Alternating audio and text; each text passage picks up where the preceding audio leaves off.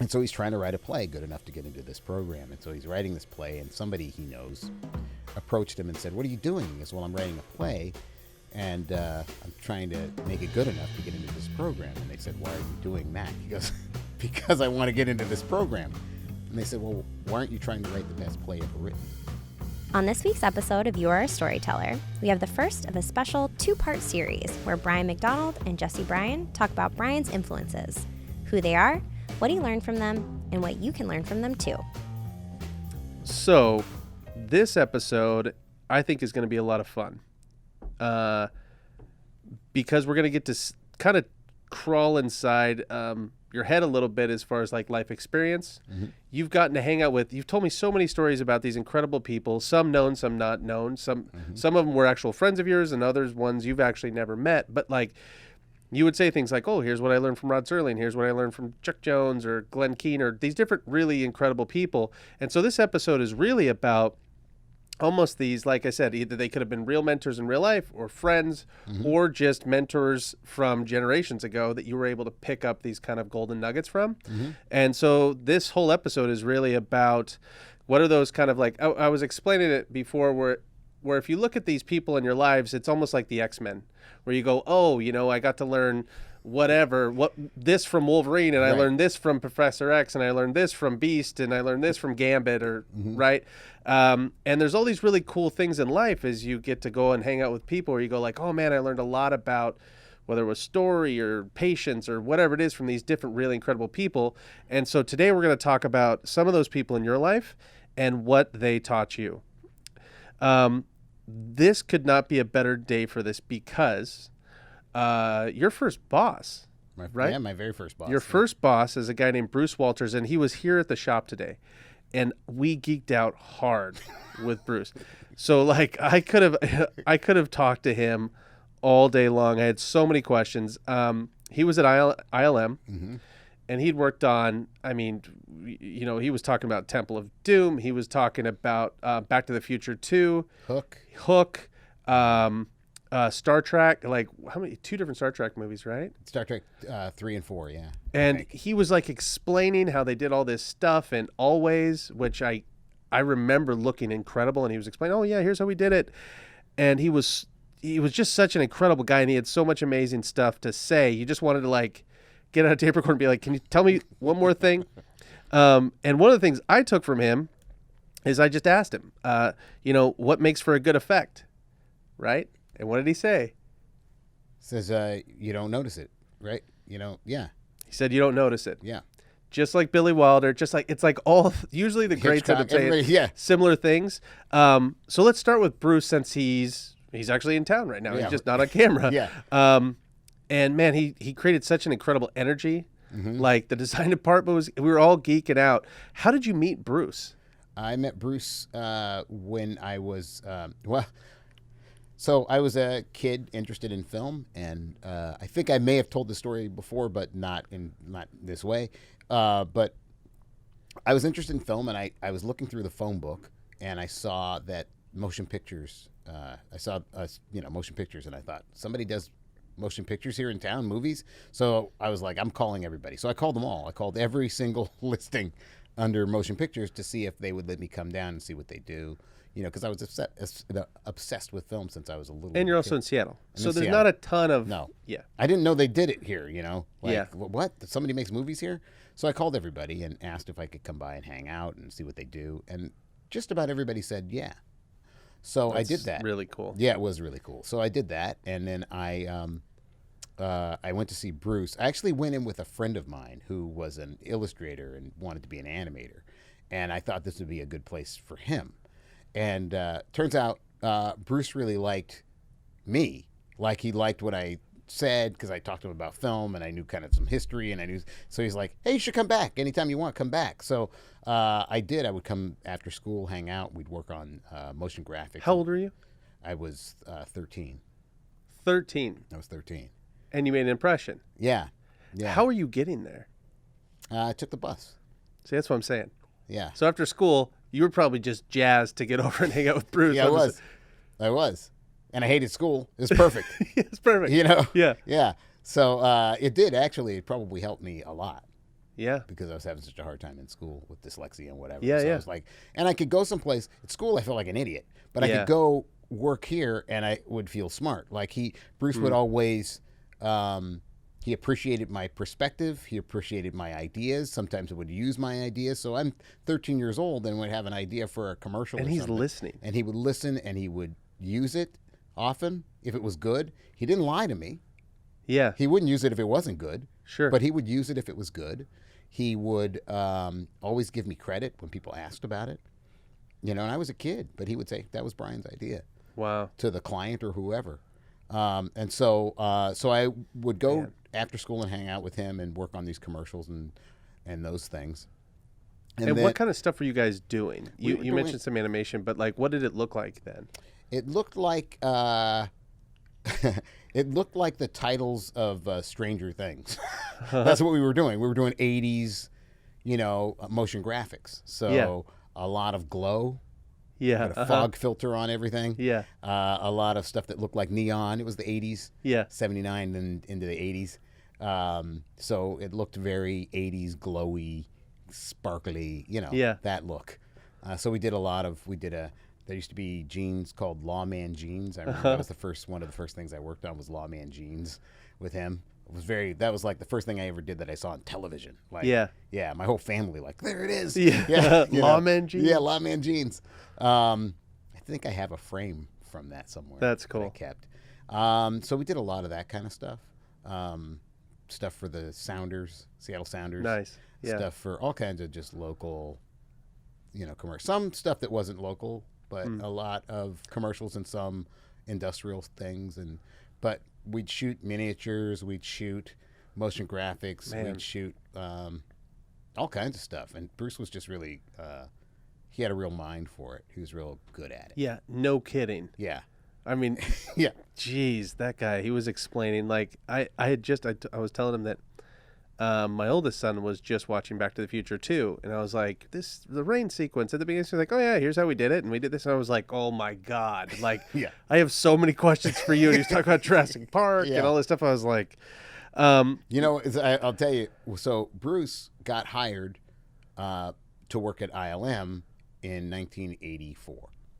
And so it was 1984. So I would go visit him. He'd say, hey, come hang out. So I would go hang out with him at ILM back then and go to screenings with the crew and stuff like that. And I saw the second Indiana Jones. I saw Temple of Doom with the crew and Star Trek 3 with the crew. man, And the Temple of Doom, George Lucas was at that screening. So that's George cool. was in Short Round, the kid was there. And I remember Bruce pointed him out before they saw. He was that kid's in the movie. He's one of the stars in the movie. Like that kid. I remember that. And that was a really cool thing to be able to experience and be there. How and be old were around you? 19. man, And I got to, it's funny that he was working on the movie Cocoon once when I went to go see him.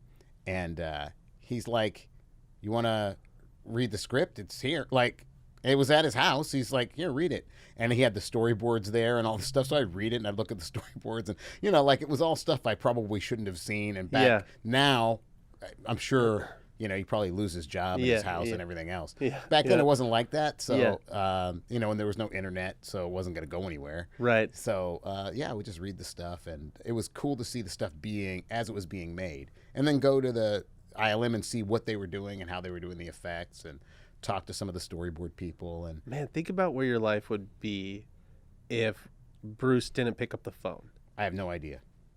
I don't know. That's incredible to me. Yeah. Like, 13-year-old kid, hates school. I know exactly how that feels. Yeah. This dude picks up the phone. Mm-hmm. Jeez. What did that teach you? What did you get to learn from him? Like, was it all craft stuff? Was it... Some of it was. Here's the thing. I think I learned things from Bruce he didn't mean to teach me. So sometimes mentors do that, right? So he would teach me things like he was so good at doing motion graphics. He was so good at understanding how these things worked. It was like he could do it all in his head. So back then it was all on film and it took several passes through the camera and all these things. And sometimes Bruce would get all of the artwork we needed, but have no idea how it was going to be done. Like, I don't know how we're going to do this. And we'd start shooting, and he'd go, I'm not sure. And he would sort of make it up as he went along, but it would all work. It all made sense, and it all worked. But that was very difficult to learn, right? Because he understood things I didn't understand about the math of things and the physics behind how the lenses were doing whatever. That's all stuff I didn't know, right? But he did. And so I didn't learn as much about special effects as I thought I would learn from him because it was so intuitive for him. Or at least it had become intuitive. And so what I did learn, though, was he trusted himself. He trusted that everything he knew would help him. And he's like, I'll just get all the artwork. We took the job, right? I'll be able to do this. So sometimes, like, when I wrote these books for First Second, and when I was writing one of the books, I was like, well, they gave me an advance. I've got to write this book. But, when somebody pays you money and says, okay, write a book, it actually becomes, it's a scary thing. Yeah. Like, they trust that I can do this. And I think one of the reasons I have the confidence to be able to do it, there are a lot of people who are better writers than I am and all kinds of things, but the thing they can't get over is their lack of confidence, right? And so Bruce taught me that if you've done all your work, all your homework, and you've studied and you've learned your craft, that you can just move forward and that stuff will kick in. And so I learned that from him. And that's been unbelievably helpful to see a guy nervous and not know, And I remember when he got hired at ILM, he said, this is 1984, so he says, so they want me to learn how to use a computer. We didn't use computers. Everything was hand done. He goes, they want me to learn how to use a computer. I'm like, really? Because back then it was like all programming backslash. It wasn't like, And he said, well, they have this thing called a mouse. I remember it vividly, like a mouse, and they have a thing called a mouse, and that supposedly makes it easier. But he went in not knowing how to use a computer and all of that. He went in very nervous, but he always trusted himself. Wow. And you talk about, we're talking about like Temple of Doom, and then all of a sudden, then he's working on Roger Rabbit. Yeah. And then after Roger Rabbit, I did, what? Just like. Always, or what you're looking at going like the stuff that he was able to work on, and at that level, and kind of that idea of going like, nah, I know enough, right, and I know the right questions to ask, and like I'm gonna figure it out, and I'm gonna just say yes, and like that's a really amazing thing. Yeah, he he pointed it out today. We were looking through a ILM book, but there's a shot that he worked on that there's a special effect in that shot because he said the shot what you don't see is the best special effect, right? So there's a movie called Young Sherlock Holmes.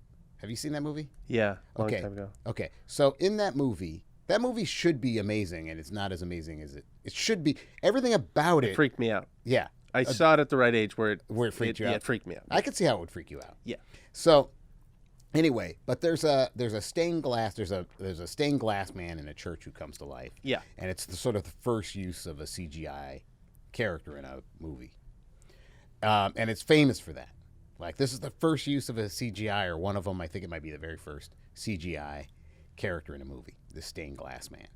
And, but here's what's interesting. There's an effect in there, because when I went to visit Bruce, he was working on this shot, but not the CGI part of the shot. So they shot in this church, or a church set, and there's these candelabras. And a lot of the candelabras don't have candles in them. And Bruce's job was to put candles in the candelabras. So there's another effect that nobody ever sees and nobody ever talks about, where Bruce, after the fact, put before the CGI, it was not computer, found a way to put all those candles. You know how hard that would be? That doesn't sound like much. No.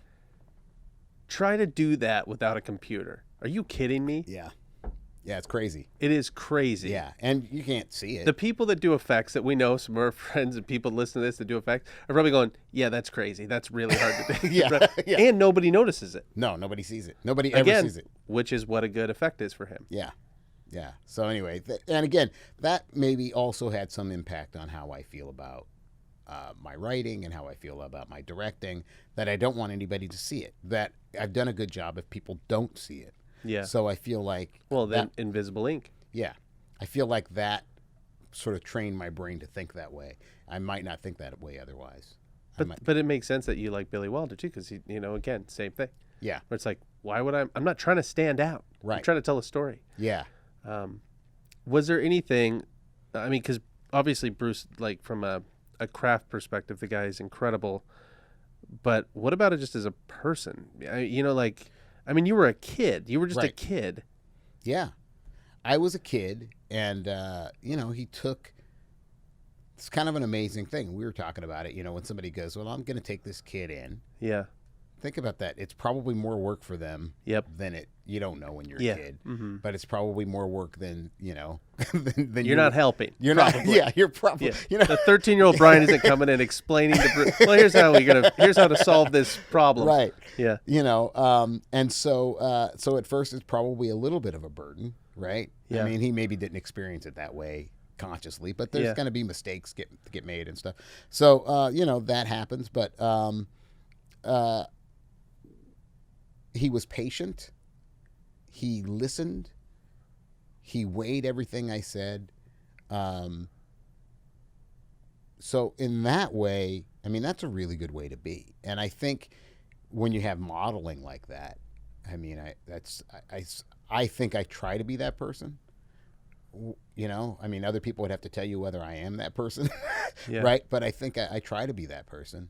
I tried to take that in and give credit where credit is due, and listen, and those are just good traits in a human being. Amazingly good traits in a mentor and a boss. Yeah. But just good traits in a human being, and so I think I learned some things there. I also learned watching him deal with crew or people who he was hiring or people who were underneath him. Mm-hmm. The way he treated those people was amazing, and I tend to do that. I know I do that.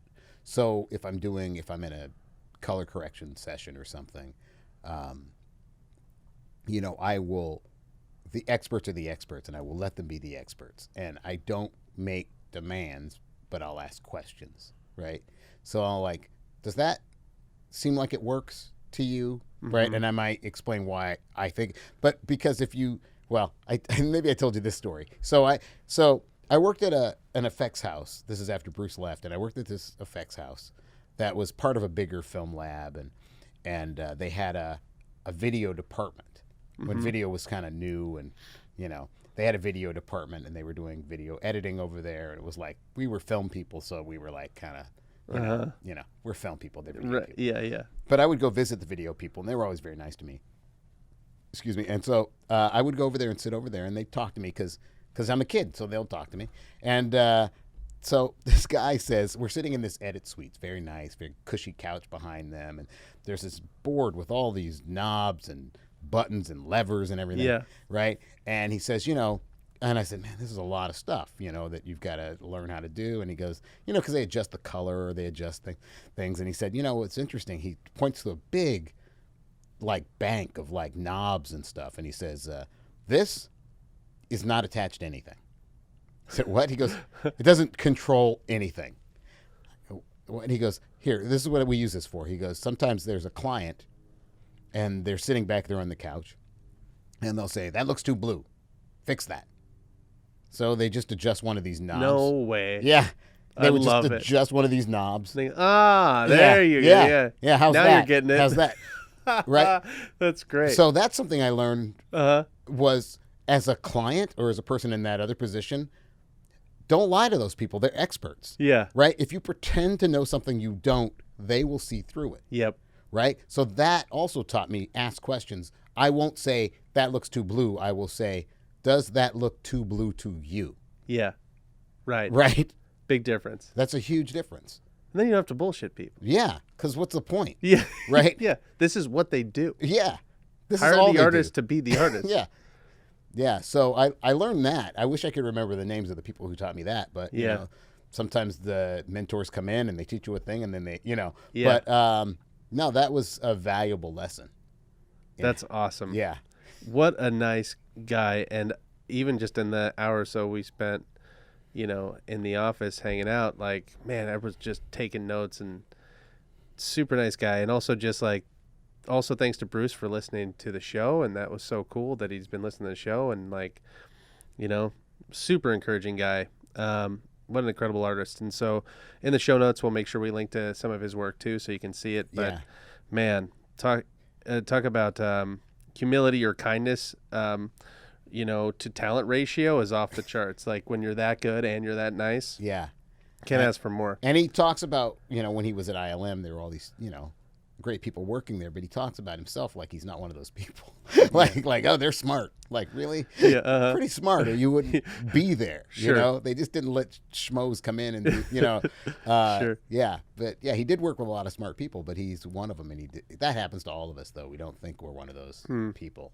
Yeah, he was awesome. Yeah. And he brought such a great energy to the office, and he was so nice and sweet to everybody, and hope he gets to come back at some point. Yeah. I just love too. I mean, the fact that he was like a 13-year-old kid picks up the phone and he had you come in. I think that's a great challenge, to anybody who's in the position where you have the opportunity to kind of kickstart somebody's career, and you go like I said, man, like for somebody that hated school and all these things, perfect timing for you to. I'll tell you something else Bruce did.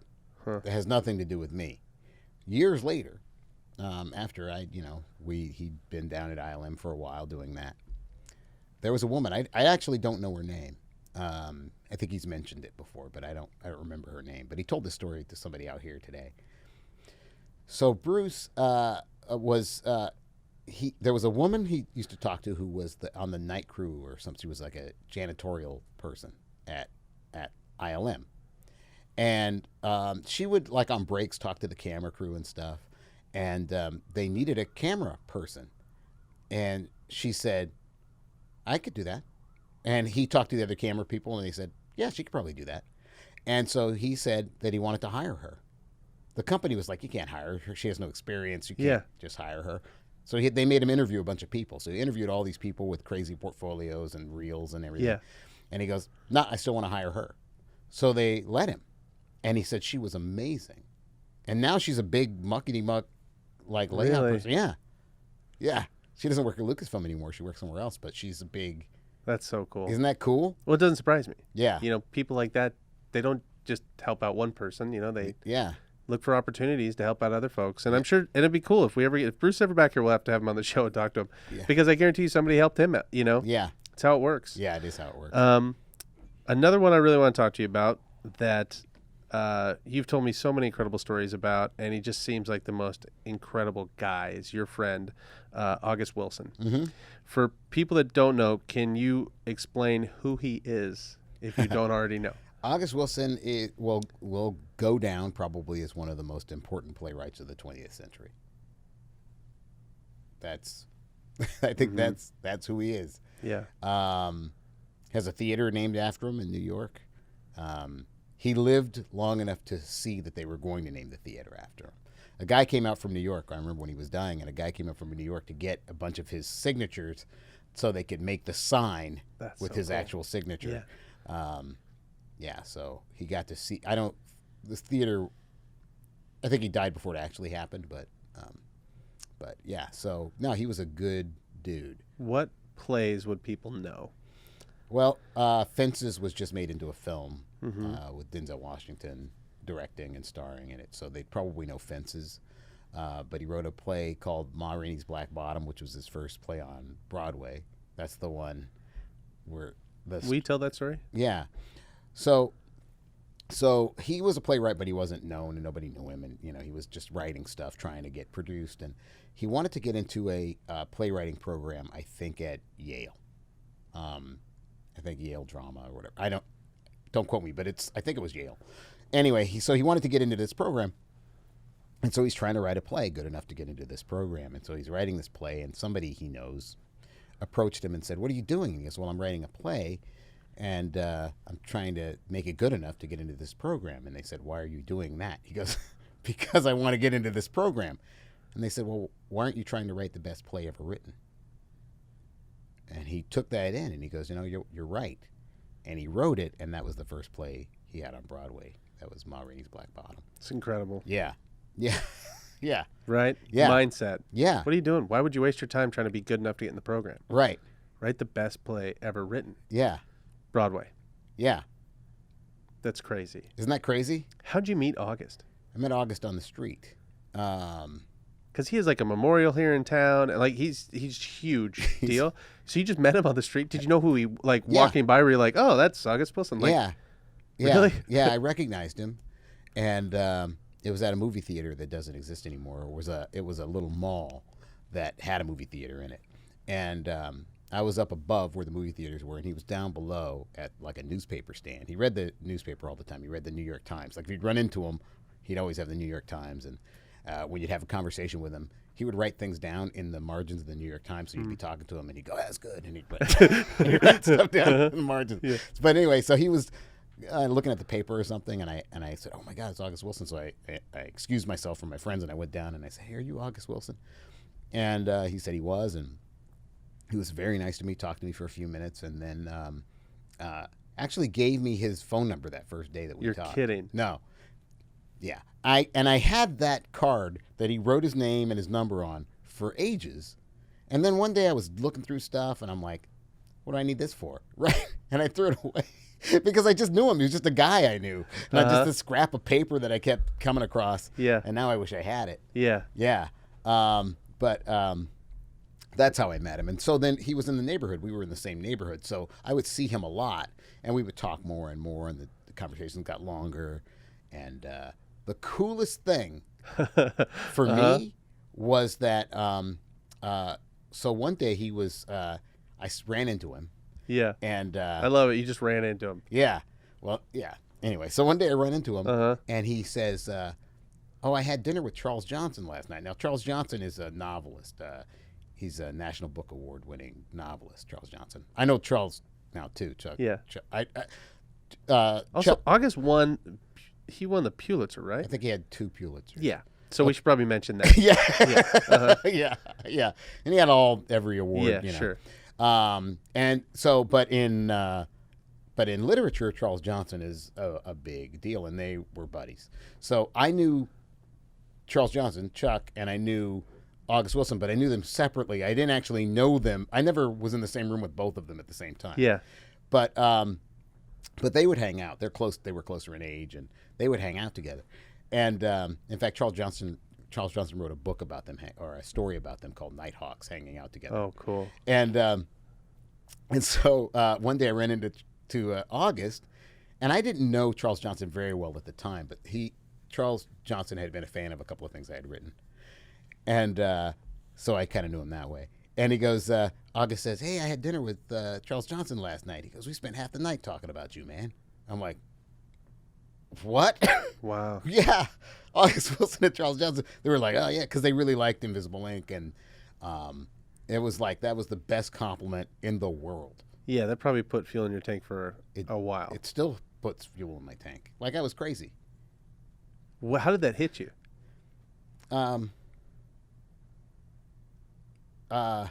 Well, I just couldn't quite believe it on some level. Yeah. I mean, I believed it, but I didn't quite believe it. Yeah. You know what I mean? These guys were. Yeah, I mean. Yeah. You know? Yeah. Yeah. What did you learn from August? Because what's weird to me about the August stories that I've heard from you before, they're usually about him as a person and not his work or even writing. Yeah. Well, the one thing about writing is that aim for the fences thing, right? Why not? Yeah. Why aren't you trying to write the best play ever written, right? So when I sit down to write, that's definitely what I try You got to do. August in there with you going, Brian, what are you doing? Yeah. So I will always try to do, people may not like what I do, but I'm doing my best. Yeah. Right? Yep. I'm swinging for the fences. Yep. You know, whether people like it or not is not up to me. Right? Yep. Right. Right. So there's that I learned from him. The other thing was his humanity. August was, and that's true of so many of these people that I've gotten to know and learn from, is that they have there's a core humanity that is kind of off the charts. And August was one of those people who, he would always give money. People would ask him for money all the time, like on the street, because August liked to smoke, so he sat in front of this coffee shop. Like there was one coffee shop where he used to hang out, and but he couldn't smoke in there, so he didn't like that. So there was one down the street where you could smoke outside, so he would go there and smoke. So that's where you'd run into him. He'd be there smoking, reading the New York Times, and people they didn't know who he was. It wasn't like people were hitting him up because they knew he was successful August Wilson. Super successful. He was just some guy on the street. He was just Uh-huh. August. And so they were like, "Hey, August, give me some money," or "August, give me a cigarette." And he was always like, "Yeah, okay." He didn't hesitate. He would just give people whatever. And one time somebody said, he gave some guy some money, and a friend of his said, he's just gonna use that for drugs or whatever. And August is like it's sort of like, it's not my deal. I can't police the money I give him like that. I can't tell him what to do with his money. Yeah. He asked me for it. It was a kindness, and he did it. Yeah, and that's just the way he was. I never saw him say no to anybody. Never. Wow. He would go to people's plays if you were like just a young playwright, and you go, "Hey, you're August Wilson. Will you come to my play?" Man, he would the come. guts it would take to ask that question. But he would do it. He would go. So you're August Wilson. So, Pulitzers and all that. But hey, I put up a show. Will you come check it out? He would go. That's crazy. Yeah. I love that. Yeah. I saw him talking to playwrights about their plays, like, well, you got to do this, you got to do that. Like he'd be at a cafe or something. He'd be talking to them, giving them notes and pointers and stuff. Like he was unbelievably generous with his time, with his company, with his knowledge, he was amazing. Yeah. And so, and I told you the story about, so there was a guy in the neighborhood, Gunars, right? Yeah. Have they told that in the show? No, I don't think you told that on the show. So there was a guy in the neighborhood. His name was Gunars, and Gunars was an old guy, German. He was from Germany, but he had been here a long time, and he was as old. Actually, he had been in the Hitler Youth when he was a kid. But he was like, it was compulsory. It wasn't like, it wasn't like I wanted to be in the Hitler Youth. It was like that's what you had to. So that's the age he was. He was that old, and but he was a little bit like, you never knew. It's like, is Gunars homeless? Does he have a place to live? Like, you never quite knew. He was always a little dirty and always a little, and he had this really gruff voice, and he was just, some people were really annoyed by Gunars. Other people were like, whatever. But I knew a lot of the vendors that like coffee stands and stuff. They were like, oh man, here comes Gunars. Anyway, Gunars was just a figure in the neighborhood, and he died. And there was a thing in the paper that said he had died. And he was just a guy in the neighborhood. Like, I don't, as far as I knew, nobody knew him well. Right. And August, I ran into August, and he goes, "Hey, man, did you know Gunars?" Because he was looking at the paper, because he always was looking at the paper. Hey, man, you know Gunars died? I'm like, yeah. He goes, you got to go to the memorial? I'm like, no. You know what I mean? Like I don't know. Yeah. No, I'm not going. And he goes, "I'm going to go, man. I'm going." And he went. He went to Gunars' memorial. Not only did he go, what I heard from another mutual friend is that August walked around to everybody at that funeral and said, "Did Gunars have any debts?" Because he was going to pay Gunars' debts. It's unbelievable. Yeah, it's crazy. Gunars is dead, and he still wants him to be thought of kindly, right? So he's like, I'm going to pay his debts. A man that he's not. Yeah. He's just a guy in the neighborhood. Yeah. Right? That's incredible. Yeah. This is all the stuff you don't learn about guys. Like, when you just read about him, right, you're like, well, a very talented person, one of the greatest American playwrights ever. Yeah. Right? But you're not going to hear that story. No. And that had to have affected his writing, right, just being that human of a person. That affects the work. That impacts the work, right? Of course it does. He had an ability to see the perspective of other people, the points of view of other people, to humanize people rather than dehumanize people, right? People on the street he gave money to, all that stuff. And that all came through his work. Man. Yeah. Stewart Stern was like that too. Well, let's talk about Stewart. Okay. I mean, you have gotten to really learn some gems from some really incredible people. We've touched on Stewart before, but just in case somebody doesn't know who Stewart is, what did Stewart do professionally, and how'd you meet him? Stewart wrote the movie Rebel Without a Cause with James Dean. James Dean did 3 movies. It's cold in here. I can't talk. It's cold in here. Yeah. James Dean did 3 movies, and so one of them is Rebel Without a Cause. And Stewart wrote that, but he also wrote a movie called Sybil, which was a TV movie with Sally Field doing her first sort of real serious work. She's amazing in it. It's my favorite piece of Stewart's. But lots of other things. He wrote a movie called The Rack, which was from a Rod Serling teleplay. You want to explain that had he ever met Rod Serling before? Well, I mentioned Rod Serling in passing once, and he just said, "Oh, I miss Rod." I'm like, "What?" Yeah, But I guess they had the same secretary once upon a time. They shared a secretary. Sure, of course so, they did. Yeah, but whenever I talked to Stewart, I could mention anyone, and he would have a story about them if they were famous. Who was his uncle? His uncle was Adolf Zucker, who started Paramount Pictures. So when he was a kid, he would spend summers on the estate of his uncle, Adolf Zucker. You showed me some of those photos. They're insane. Yeah, they're crazy. Yeah. But anyway, so when he was a kid, he would meet silent movie stars and stuff. But that photo, it's crazy. That's not a photo. Yeah. So what was he like? Stewart? Uh-huh.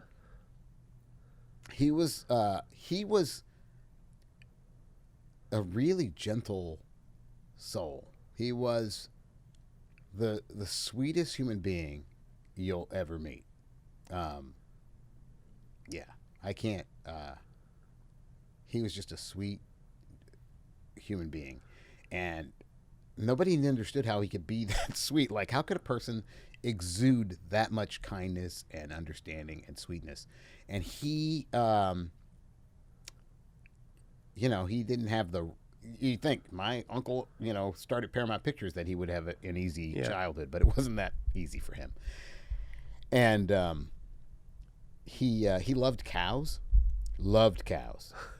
Kid. In fact, when he met James Dean the first time, they mooed at each other because they could both do cow impressions. So they were they were kind of awkwardly sitting across from each other, and Stewart was like, "Mmm." James Dean was like, "Mmm," and pretty soon they're mooing at each other, became friends. But that's crazy. Yeah, I love it. They were really good at doing cows. They were buddies. They were pals. Yeah. That letter he wrote for James Dean's his uncle. Yeah, it's incredible. Yeah, it's online. We could link to it, I'm sure. Dude knew how to write. He was a good writer. He wrote a really great letter to me when a friend of mine was dying about grief, and it's the most amazing letter. Yeah.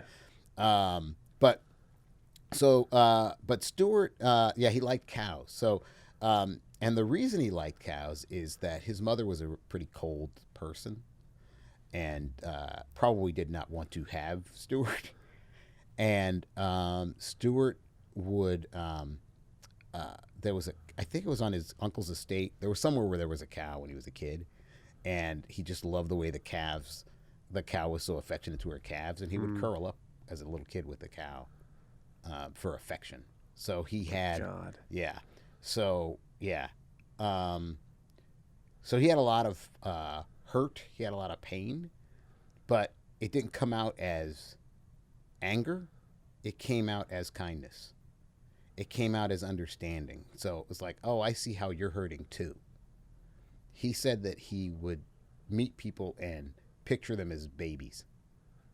So he just met everybody and pictured them as babies. And that brought out a kind of kindness. He was just I can't explain it, what he was like. Will you tell that story of one time you told me about the power of silence and what you learned the power of silence? Oh, right. I don't think we've ever told that. I don't think so. So I talk about this when I talk about writing dialogue. I can't stand the way people talk about dialogue. The way people talk about dialogue now is they talk about dialogue that's noticed, right? So if it's snappy or clever or whatever, they go, what really great dialogue. And no matter how lame it sounds or no matter how unrealistic it sounds, right? And people say good dialogue. They don't mean what I would mean, which would be effective dialogue, right? My idea of good dialogue would be dialogue that sounded like natural conversation. That dialogue you don't notice. Right. That carried a lot of information you needed the audience to know. Right. Right? Just like Bruce said, dialogue you don't notice. Right. Yeah. So, the fireworks dialogue, I'm not a big fan of. Right. Right? But I don't want to talk about those writers and directors. We can guess who they might be. Yeah, right. I'm not a big fan of it because it's all about getting noticed, right? So I talk about this story because Stewart. This is from Stewart's life, but it illustrates what you can do with less, right? So Stewart was in World War II, and he was in the Battle of the Bulge. And the Battle of the Bulge was serious.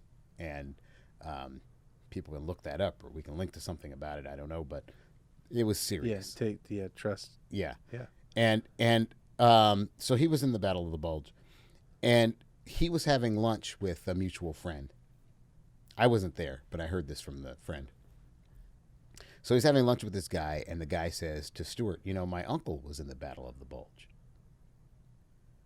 And Stewart said, oh, he was. Was he captured? And the guy said, yes. And Stewart said,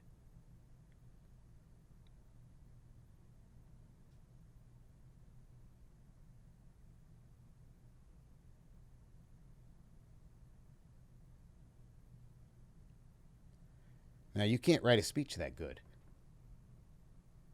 So don't try. Right. Right? You fill it with what you need to fill it with. Right? It's too horrific to speak. Yeah. It's too tragic to talk about. And not talking about it is so much more powerful. And sometimes I read people's dialogue and I'm like, why are you talking? Shut up now. Mm-hmm. It's going to be stronger. Yeah. Yeah. I told you the story about, I was talking to my grandma, I was interviewing my grandma.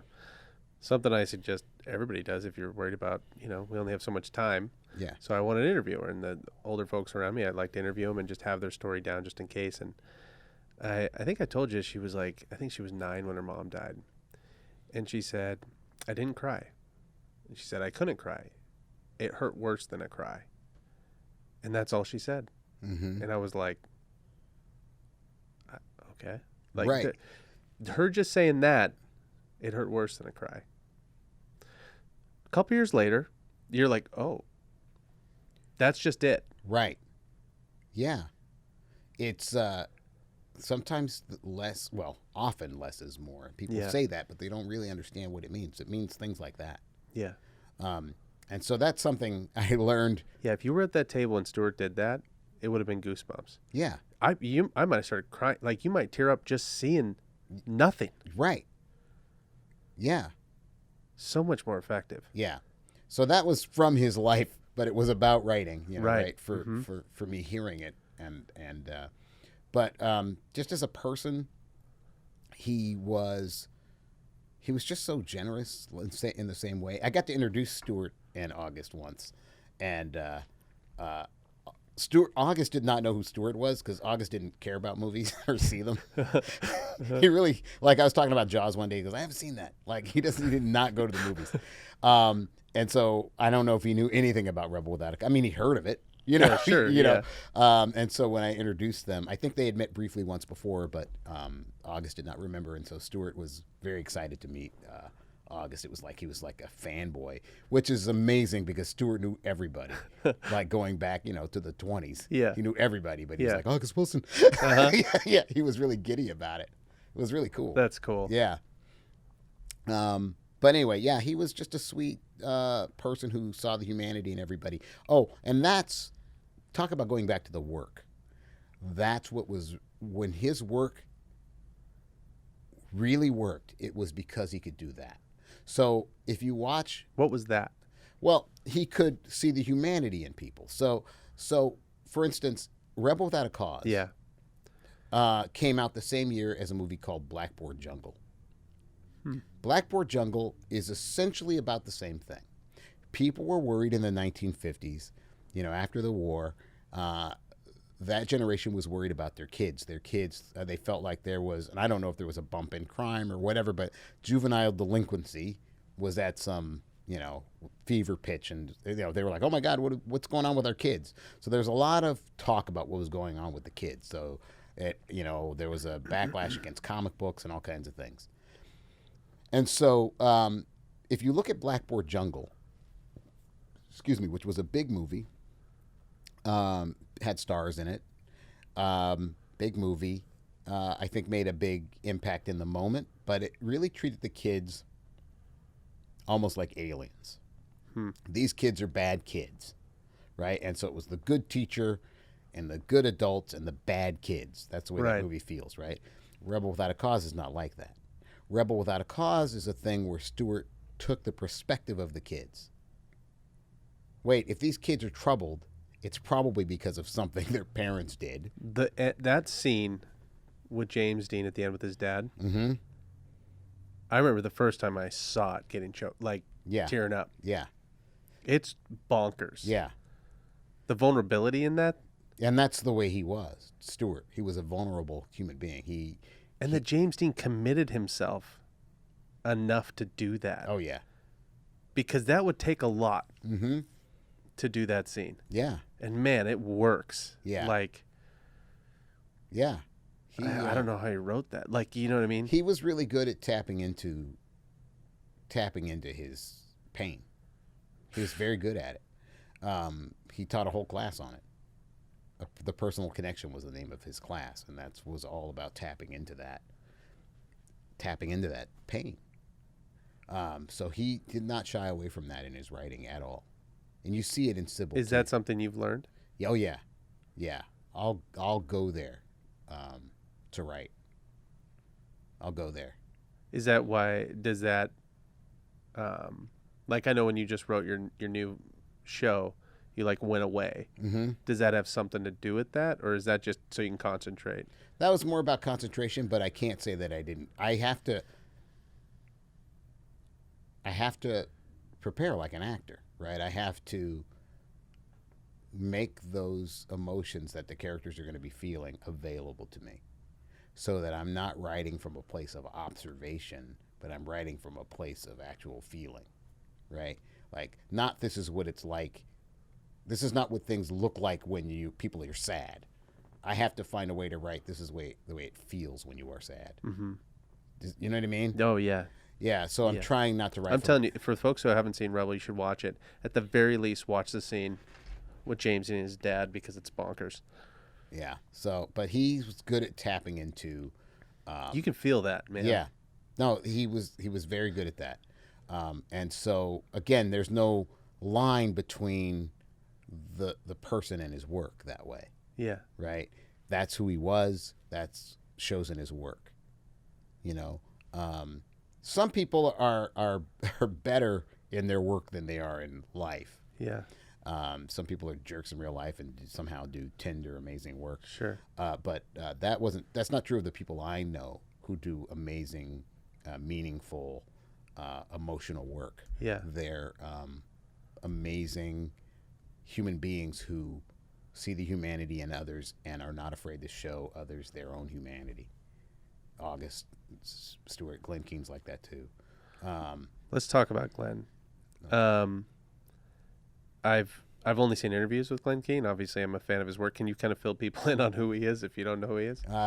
Glenn Keane is he's an animator. That's one of the things he storyboards. He directs now, but he's been directing for a while now, I should say. But he's the guy. He designed an animated Ariel in The Little Mermaid, and The Beast and Beauty and the Beast, sure, and Aladdin, sure, and Pocahontas and Pocahontas. Yeah, right, right. Yeah. Most of your childhood. Yeah. Mr. Keane was kind of at the center of that. Yeah. Talk about his family. Who was his well, he's got his dad was a guy named Bill Keane who did a comic strip called The Family Circus. I just thought it was so cool that's so cool. You know? Yeah. And then both of his kids are artists. Max Keane is an animator and artist, and Claire Keane. Yeah, also. I saw Claire speak at that thing in Rome, and her work was incredible too. She's amazing. Yeah, really incredible artist. I don't know Max. I've never met Max, but if he's anything like the rest of his family, he's a good guy. That's yeah, sure. Yeah. They're both Claire and Glenn are very sweet people. How did you meet Glenn? I met Glenn because I have a former student who is an animator now at Disney. So I taught her. It's funny because when I was teaching her, we would spend a lot of time talking about Glenn Keane. Like, that guy's the coolest guy. Oh my God, that guy's amazing. Yeah. Like, we were big fans of Glenn's. And then she ended up working at Disney and worked on Tangled, which Glenn was directing. And then he had a heart attack and then had to not finish. But So he did a lot of work. I think he worked on it for 6 years. Jeez. And then so he did a lot. So it's really there's a lot of Glenn in that movie, and It's also my daughter's entire room. So yeah, Yeah. yeah, that's what pretty you're much saying. Claire's artwork or whatever, right? Yeah, Yeah. yeah, yeah. Because Claire did all of Rapunzel's. Yep. Yeah. That's her room. Yeah. Really. Yeah. Yeah. Yeah. Next time come, I'll show you. It's pretty funny. Okay. So anyway, my Kira is her name. Kira. I asked her. I went to visit her once at Disney, and I wanted to meet Glenn because she was working with him then and knew him, and I really liked that. I'd like to meet that guy. And she said, "Well, he's not here. He was away." And I said, "Well, can you give him copies of my books?" And so she did. And then I don't know. A little while later, he wrote me, and he said, "Hey, I read your books. They're really great." Like, thanks. He goes, "Hey, can I come up and buy you dinner?"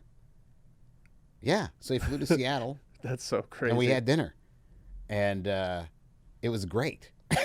Yeah. You know, and then I got to work with him on a project at Disney just before he left Disney. Really, he'd been there 38 years. Wow. Everything about that experience was cool. Yeah, sure. Well, you know, here's the interesting thing is that, you know, it's one thing to be a fan of someone. And then it's another thing when they become a full-fledged human being, right? And so I had work to do. I couldn't be in awe the whole time, right, when I was there. I mean, it was 10 minutes of like, oh, my God, I'm working with Glenn Keane. And then it was like, I guess we have work to do. Yeah, we got to right? get this stuff done. Yeah. You know, and so he very quickly became a human being and an amazing human being. And it was just getting to, you know what?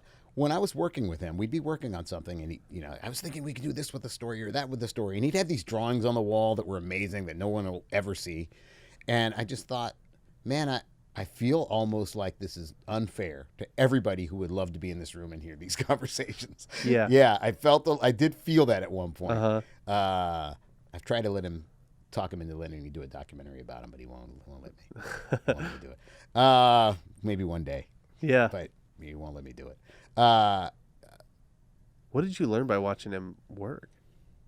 Well, one of the things we were working in, happened to be working in Frank and Ollie's space. So if you don't know Frank and Ollie, they are older animators that were mentors to Glenn. Really, Ollie was kind of a big deal. They're big deal. Yeah. They're big. There's a whole movie called Frank and Ollie about that. But they're big deal. Worked on Pinocchio and Snow White and all that era crazy. of Disney. They're crazy. Bambi and all of that. So they were his teachers. So we were working in their space. What had been their space. So we were working in what was called D Wing back in the day. And that's where all the masters worked in the D Wing, and so they're just offices now. Yeah. But so he would tell me stories about like, well, this is where Milt Call's office was, and this is what he used to be like, and this is where so and so's office was, and you know, it was really great. Sheesh. Yeah, it was really nice. And then he would say, these trees out here were given to Walt by the King of Spain, right? Like, he knew the history of every. Like, it was just amazing to be so cool. on the. You know, I just felt honored to be in that space and to be working on something there, and you know, it's my childhood, like it is everybody else's. Sure. And so, but there was an interesting thing because this circles back to August. So I was talking to Glenn about Picasso. And I was like, people I respect love Picasso. Billy Wilder loved Picasso, right? People I respect like Picasso. I don't get it. And I'm not the kind of person who will pretend to get something that I don't get, right? Yeah.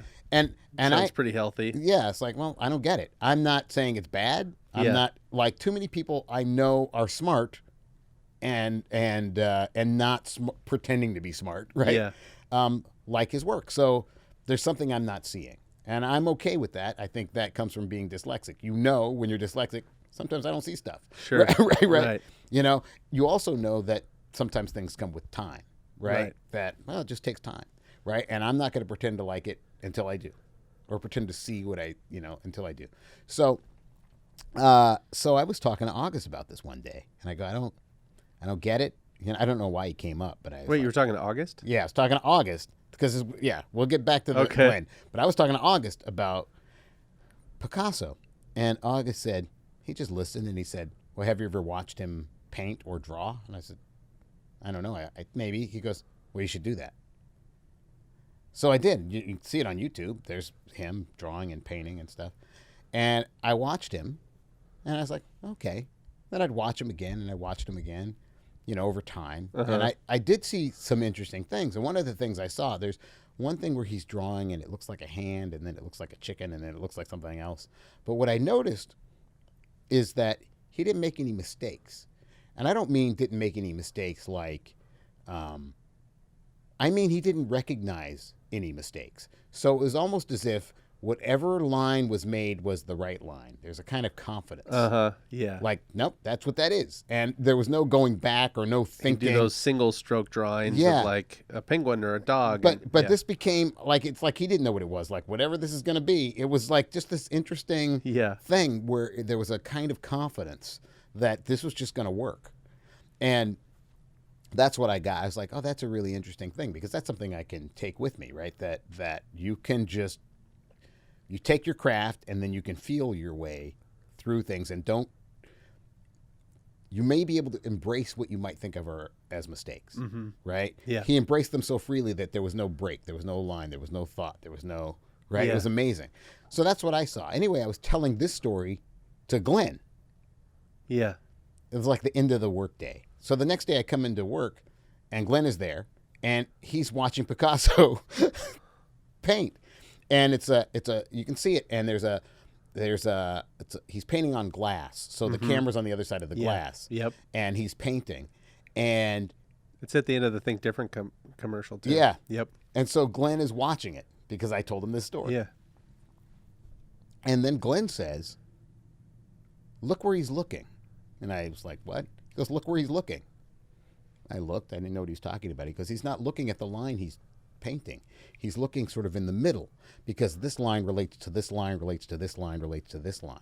He's like, he sees the whole thing and it's amazing what Glenn saw. Yeah. Right? So it was like, I saw one thing, Glenn saw something else. But one of the things I learned from Glenn is a very good learner. That's what Glenn is. Like Glenn, if you tell Glenn something, he'll take it in. Like he'll take it in. And like, I mean, he was watching Picasso the next day. Right. Glenn's the kind of guy. He has every right to not listen to anybody. Yeah, or learn. You know what I mean? That's not who he is at all. He'll listen to anybody. He figures you probably know something. You know what I mean? It's amazing to the way he listens, and he also challenges himself in a really interesting way. So a lot of people will rest on their laurels. They do something, they do it well, they'll keep doing it because they're known for it, right? So I'm just going to do what I'm known for because it's safe. When we were at Comic-Con, you were talking about that. Yeah. You were pretty much saying, like, you can see where people stopped. Right. You can see where people stop learning. Yeah. You can see it. It's funny. Sometimes people can fool you. I was with a friend of mine at a Comic-Con. Did I talk about this, the hands? Maybe not. So I was at a friend of mine at Comic-Con in San Diego years ago. And we were looking at some guy's portfolio. And I was like, this portfolio is amazing, And it was, it was pretty good. And my friend Brian O'Connell said when the guy left, I said, "Man, Brian, that guy's stuff was good." And he was like, "Yeah, it's okay." I'm like, "What?" He said, "The guy can't draw hands." I'm like, "What?" He goes, "Well, he never drew them." And he goes, "Didn't you notice everybody's hands were in their pockets or holding something?" Or he's like, so for him, it was very obvious. So it became obvious to me. It was an interesting, Brian's a little bit younger than me.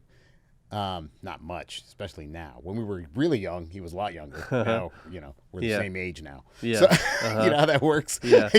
Yeah. But it was an interesting thing for me to see that, I wasn't seeing everything, but somebody who was a practitioner of that particular craft was seeing everything. But anyway. Which kind of goes back to the colorist thing you were talking about. Where you're like, well, the colorist is going to see things I'm not seeing. Right. Right. Right. Exactly. So, but Glenn does things like this. So Glenn said that he was doing the transformation in Beauty of the Beast into the prince. Yeah. And he didn't know how he was going to do it. And he wasn't sure what he was going to do or how he was going to do it. And he hated drawing hands and feet. Now you figure by then he'd done Little Mermaid. And, yeah, right? Sure. Right? Yeah. I think, right? That came first. So he'd done enough stuff. He'd worked on The Rescuers, and he'd done enough Yeah. stuff. But he didn't like drawing hands and feet. So he made the sequence about hands and feet. So if you watch that transformation, you'll see the hands, you'll see the feet. You could totally see it. Right? You told me that story, and then I was watching it and I was like, it's all over the place. Yeah, because he didn't want to draw it. That's what good people do. They forced them. He painted himself into a corner almost. Right. Yeah. I don't like this. I got to learn it. That's what I'm going to make it about. Right. Yeah, it's awesome. Yeah. So that's the kind of thing you learn from people like that. Like, okay, I see. That's what I'm afraid of. That's what I would tend to avoid. I got to push into that. I got to push into it. Yeah. So then it doesn't, because then it opens up your possibilities, right? Because if you're constantly planning your work around your limitations, Right. right? Yeah. Right? Then you're not going to be able to take full advantage of whatever you can do with the medium, right? What can I do with this? Well, if I can't draw hands, I'm going to design things around that. Yep. Right? So yeah, I run towards those. Oh yeah, I remember you limitations. were looking at some of the stuff we were shooting. You're like, you guys have done too much overcrank footage. You don't get to do that anymore. And it's like, fair enough. Right, yeah. You're like, no, you guys, it's the same thing. Like, Yeah. you got to shoot something and you can't use any of that stuff. It's like, great. It'll only make you better. Right. Toss that. Right? Yeah. Got to get rid of that stuff. Well, because it became a habit, Right. right? This always works. Yeah, Right? yep, exactly. No, that's not, you can't do that. Yep. Right? You have to come up with another solution to that problem. Also, let's go back for a second to what Glenn was said with the Picasso piece. Mm-hmm. Because what I always loved about that story is he was looking at the whole. Right. Right. So when people are like, yeah, I just start writing, I don't really know where I'm going. It's like, well, if Picasso, his eyes are in the middle because he's looking at the whole, and that's why, boom, it connects. Right. And it works. Yeah. It just felt like the painter's version of structure, or Right. It wasn't like he just sat down. Yeah, things might happen along the way, but he's always looking at the whole piece. Right. Well, it's interesting because what Glenn said when he said that, he says it's what Frank and Ollie used to tell me. Really? Yeah. I love this stuff. The best people always do the same thing, Yeah. right? Yeah. And then it's like, what did Bruce say? He was like, what were the hardest movies to work on? And he was like, the ones that did. He's like, I would work on a movie that didn't have an ending. Yeah. And he was like, that was so hard. It's like, yeah. people are just focusing, again, going back to him, like going, well, the best effects, you don't actually see them. Mm-hmm. Right? Yeah. Where's this movie going? How do we, I thought that was really interesting. The idea was like, I didn't know, you never told me that piece that he actually connected what Picasso did back to Frank and Ollie. Oh, yeah. That's incredible. Yeah. So always looking at it from the perspective of the whole piece. Yeah. That each line relates to another. Man, these people are sharp. Yeah. Just a little bit. Yeah. Anything else on Glenn? Like,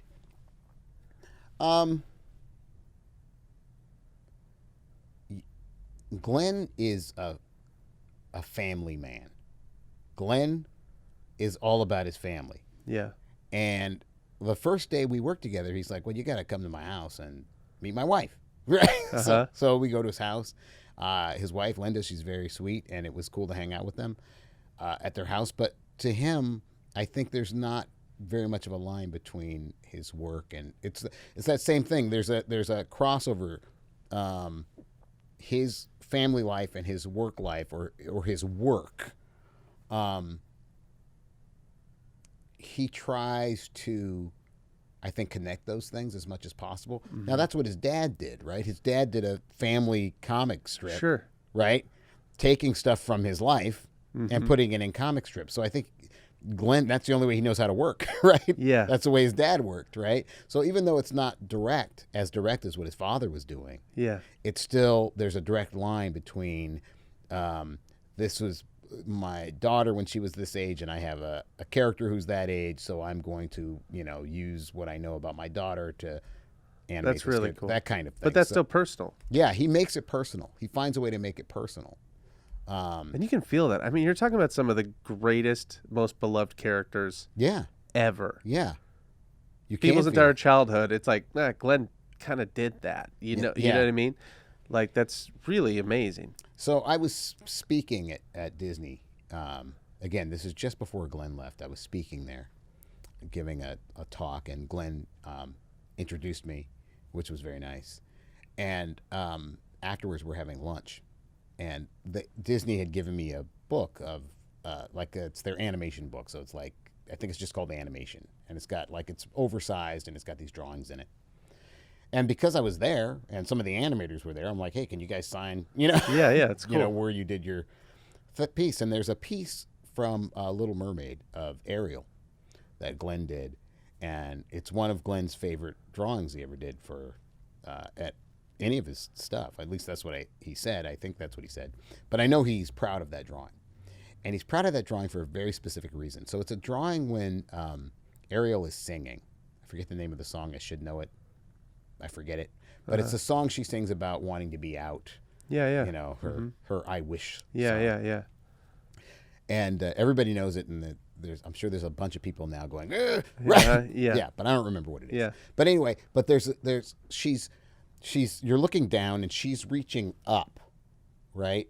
As she's dreaming about being out there, and she's reaching up. And Glenn said that when I drew that, I thought maybe it was too far. I thought I'd gone too far, that it was too obvious, that I'd gone too far. And that maybe I should pull back, this is so literal, But what he just did it, and he went with it.